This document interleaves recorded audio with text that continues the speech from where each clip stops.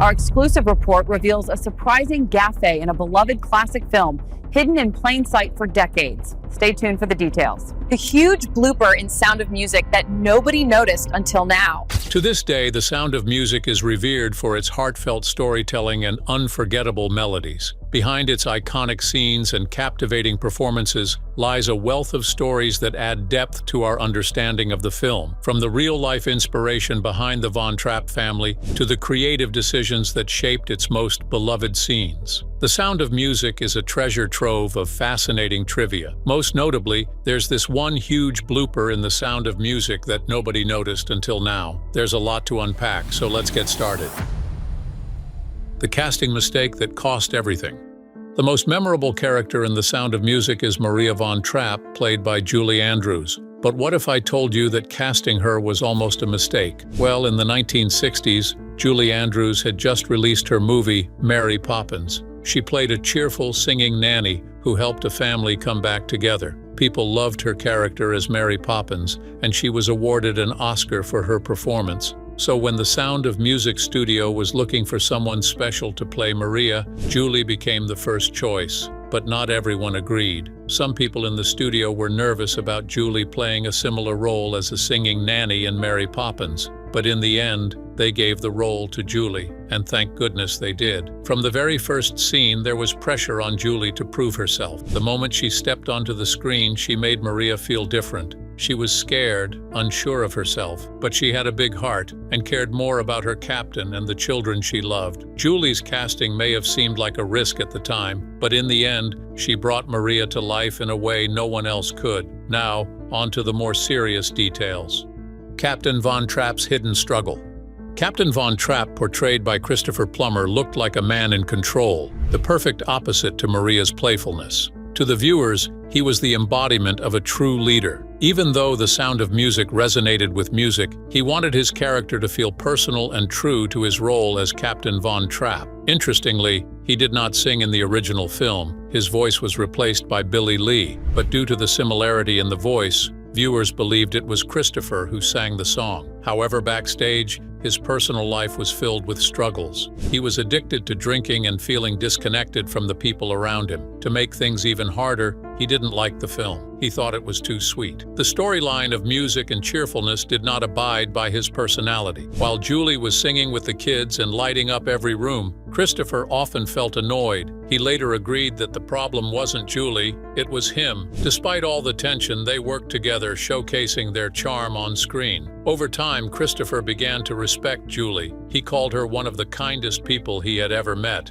And when he looked back at the film, he admitted he was proud to be part of it. But he wasn't the only one misunderstood. The next character is often seen as the villain of the story, but maybe we got her all wrong. No love for Baroness. Baroness, played by Eleanor Parker, was known for her elegance and a never-ending love towards the captain. She walked into the Von Trapp home like she belonged there, dressed in fine clothes and spoke with confidence. She always dreamed of a life with Captain Von Trapp, but there was another woman who had already filled the spot. Maria, who wasn't rich or didn't wear any fancy dresses, had a deep bonding with the children. Even the captain smiled more being around Maria. She was now a part of the family that Baroness hoped to join. She gently tried pushing Maria to leave, hinting that maybe life at the Abbey was better for her. Some viewers saw this as cruel, but was it really? She never harmed the children. She didn't turn them against Maria. In fact, the children were the ones often rude to her because she wasn't a personality who likes children. They kept their distance and made fun of her. But then came the moment where everything changed. Baroness realized the truth that the captain loved Maria. Instead of fighting, she let him go. That moment showed who she really was. She gave up the life she wanted without bitterness. We often look at Baroness as a villain, but maybe she was never meant to be the villain at all. Baroness was just another woman trying to love someone who had already given his heart away. Now, let's reveal a hidden detail you never knew about. Gretel's age doesn't add up. Gretel is the youngest of the Von Trapp children. She's sweet, quiet, and always by Maria's side. In the film, she's around 5 years old. With her big eyes and tiny voice, she instantly became a fan favorite. But the real twist came in one of the scenes where we hear about Captain Von Trapp's wife who died 7 years ago. Interestingly, If his wife died 7 years ago, how is Gretel only 5? If his wife had already passed, Gretel shouldn't have been born. This little detail is what most people miss out. The music and story are so powerful, people miss out on these details. But fans who've seen the film many times began to ask questions. Was it just a mistake in the script? Or maybe it was a creative choice to make the story feel more emotional? Rolf Gruber joins the Nazis. Rolf Gruber starts off as a smiling, clean-cut teenager. He's the telegram boy, running messages across the town. At first, he seems harmless. He even flirts with Liesel, the oldest von Trapp child. Their song together, 16 going on 17, is filled with young love. But with time, his priorities changed and he wanted to do something bigger. During the time when Nazis focused on gaining power in Austria, Rolf saw an opportunity to be a part of it. At first, being part of the Nazis made him feel powerful, but over time, he started turning cold. The friendly telegram boy became someone totally different. He began to avoid Liesel, who was once the love of his life. Instead, he followed the Nazis' rules. When the family tried to escape, it was Rolf who stood in their way. He found them hiding at the abbey and informed the soldiers. This was a betrayal no one saw coming. That moment shocked everyone. It showcased how powerful the influence on a young person could be. Rolf wasn't born evil. He was attracted to something he didn't fully understand. And speaking of that escape, what if I told you the way the Von Trapps leave in the movie isn't how it really happened? Over the mountains or onto a train. At the end of The Sound of Music, we see the Von Trapp family standing together, looking out over the mountains, and escape across the Alps to find freedom. It's one of the most powerful scenes in the whole movie. The family wanted to escape from the dangers of Nazis. Even Captain Von Trapp was forced to join their navy, but he didn't believe in their motive. They risked their lives to climb the mountains and leave Austria behind forever. But that's not how it really happened. In real life, the Von Trapps didn't climb over mountains. Instead, they took a train to Italy. So why did the filmmakers change the story? Well, climbing over the Alps looks brave and bold. It makes the audience realize that love and courage can win even in the darkest of times. So while the movie version gives us a beautiful ending, the real version teaches us something just as important. This next one will blow your mind. The real Von Trapp children.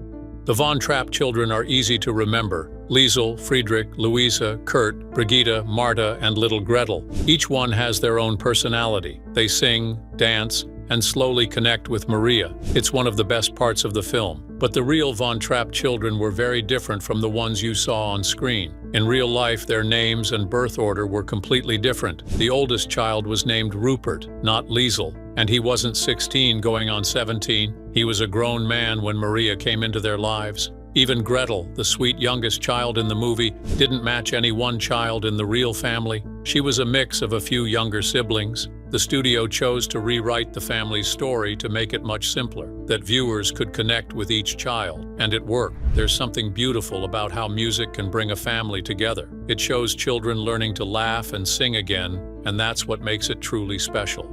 Uncle Max knew more than he said.